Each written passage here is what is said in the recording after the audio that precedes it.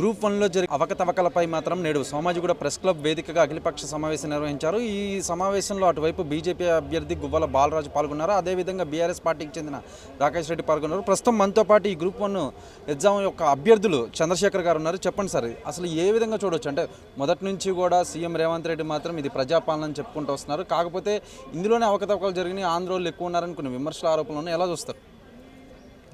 దాని కన్నా ముందు ఏం చేయాలంటే 2023లో జరిగినటువంటి రెండోసారి ప్రిలిమ్స్ 0.2 రెండోసారి జరిగిన ప్రిలిమ్స్ను వీళ్ళు రద్దు చేయించినాక వీళ్ళు సుప్రీంకోర్టు తీర్పు ఏం చెప్పిందంటే మీరు కేవలం ఈ రీ ప్రిలిమ్స్ పెట్టి మళ్ళీ మెయిన్స్ ఎగ్జామ్ నిర్వహించామని, కానీ వీళ్ళు 60 పోస్టులు అధికంగా పెట్టి 60 పోస్టులు మేము ఎక్కువ అధికంగా కలుపుతున్నాం అనే సాకుతోటి ఆ యొక్క జీవో నెంబర్ 55ను రద్దు చేసి జీవో నెంబర్ 29 తీసుకొచ్చి అందులో ఉన్నటువంటి ఇప్పుడు ఈ 2023లో జరిగినటువంటి వాటిని రద్దు చేసి ఇప్పుడు కొత్త వారికి కూడా అవకాశం ఇవ్వడం వల్ల ఏమైందంటే ఇక్కడనే బీజం పడింది.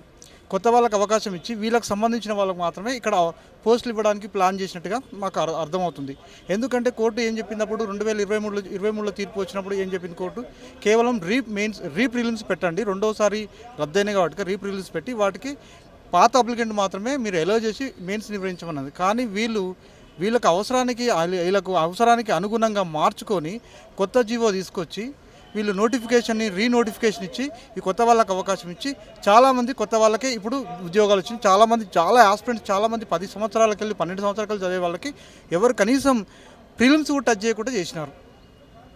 దీని పట్ల నిరుద్యోగులు చాలా విచారం వ్యక్తం చేస్తున్నారు. దీని పట్ల చాలా అగ్రెసివ్గా ఉన్నారు. దీన్ని ఖచ్చితంగా మేము కార్యాచరణ తీసుకుంటాం. ఖచ్చితంగా ఈ పోరాటంలో ఖచ్చితంగా ఈ గ్రూప్ 1 క్యాన్సిల్ అయ్యే వరకు గ్రూప్ 1 జరిగిన అక్రమాలను ఇవి కరెక్ట్ వాళ్ళు ఇచ్చినటువంటి నిబంధనలను వాళ్ళు అతిక్రమించారు.